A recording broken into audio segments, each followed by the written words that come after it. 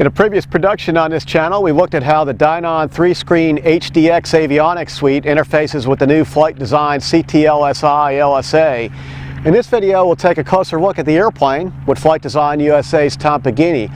Let's go back to the hangar for a detailed walk around and then back to the cockpit for some performance checks. So the CTLSi GT comes with a 3-blade ground adjustable new form propeller.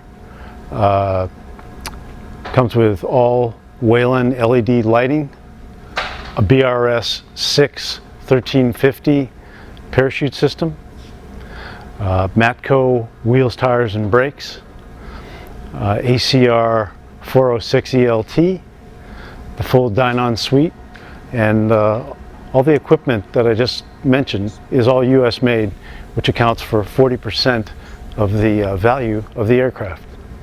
Now, existing CTLSi owners say that the BRS-6 full airplane parachute was a major selling point for the airplane. That's no surprise. The repack recertification interval is 6 years. It typically costs around $1,600, including labor and the freight. Now, owners stepping down from higher-end rides also say that they were pleasantly surprised when they slid into the CTLSi for the first time. That's because the cabin is nearly 50 inches wide. That's wider than a Bonanza and a Skylane cabin, among others. There's also plenty of headroom, although don't plan on hauling bicycles in the CTLSi. They won't fit, but you can bring small stuff along. There are two 55-pound capacity baggage compartments located behind the two front seats, and they're not accessible from the cabin but through hatches on the side of the aircraft. I stuffed in a large backpack and some camera gear, and there was some space left over. A good-sized duffel for overnight trips wouldn't be a problem. There are also hinged storage compartments in the floor just forward of each seat. The 2018 CTLSi GT, fully equipped, sells for $179,000. Now, if you're shopping this upper end of the LSA market, for comparison, Bristol's NG5 and Tecnam's Astor LSA Travelers typically sell for around the same price. Now, if that's more than you want to spend and you're willing to sacrifice one of the 3 EFIS displays, you could look to the used CT market. Now, there are more than 1,900 CT models flying since 1997, and we think a late model CTLSi, like the one we flew for this report, market priced around $140,000 is a good used market value. Now, you won't sacrifice creature comforts, including leather seating, or performance. Let's look at that performance. All of the CT airplanes that have been brought into the country since 2004 feature an all handmade carbon fiber airframe and of course the cantilevered no strut wing. So this aircraft, fully loaded, the CTLSi GT fully loaded here, weighs 834 pounds, and what that means practically is that we can have just under 550 pounds useful load, which would be you and I, baggage, and full fuel.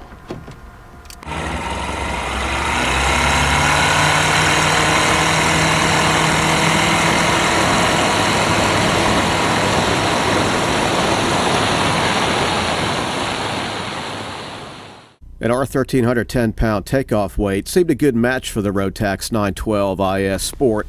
It makes 100 horsepower and has a 2,000-hour TBO. We're back at 5.2 gallons per hour at about 114 true airspeed, about typical? Yes. Yep. This airplane has the Tundra landing gear on it, which takes a couple knots off.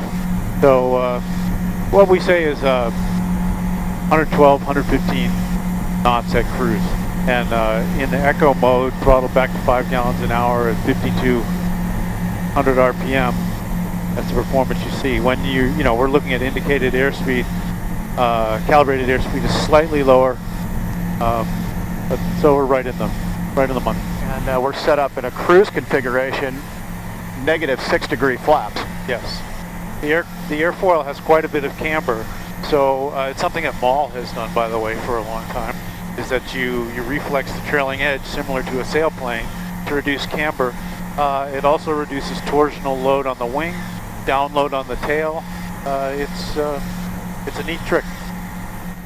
The wing loading of this is probably not much different than a classic tail dragger. It's a very clean aircraft that glides quite well, but it has less mass. So you always have to be careful of your energy state on landing. Other than that, it's really quite simple. Being a control stick controlled airplane is a little different for folks, and then the Rotax engine. So it takes, honestly, 10 hours transition time. Makes sense. You can probably get by. Many people can get by with 5. But you wouldn't hop into a tail dragger going from a Bonanza without getting proper transition training. So it's really the same. A lot of people just go out for, you know, the end of the day flight, you know, the best half hour of the day or best hour of the day. But a lot of our owners really take long cross countries with them as well. This aircraft carries 34 gallons of fuel and burns, as you saw, 5 gallons an hour at 114 knots. So you can really travel. And what's also neat with so much fuel is that you can fly somewhere, do what you want to do, and fly back home without fiddling with fuel. The Rotax 912IS Sport is approved to run on ethanol blended auto gas, and there's a header tank in the baggage area that holds 1.32 gallons of reserve fuel. The performance charts show an 8-hour no-wind endurance. That's 832 miles pulled back to 4.2 gallons per hour, cruising at 104 knots. Now, well, that's a lot longer than you'd want to be sitting in this little airplane. Its cockpit isn't a bad place to be. The leather seats are comfortable, cabin ventilation and heating is good, and thanks to lots of glass, the visibility outside the aircraft is very good. That's the University of Connecticut's Yukon Stores campus out the right window. All the Flight Design aircraft are exported out of Eisenach, Germany, and we have 5 regional distributors around the United States that are qualified under our quality control plan to receive airplanes directly and prep them for delivery to customers.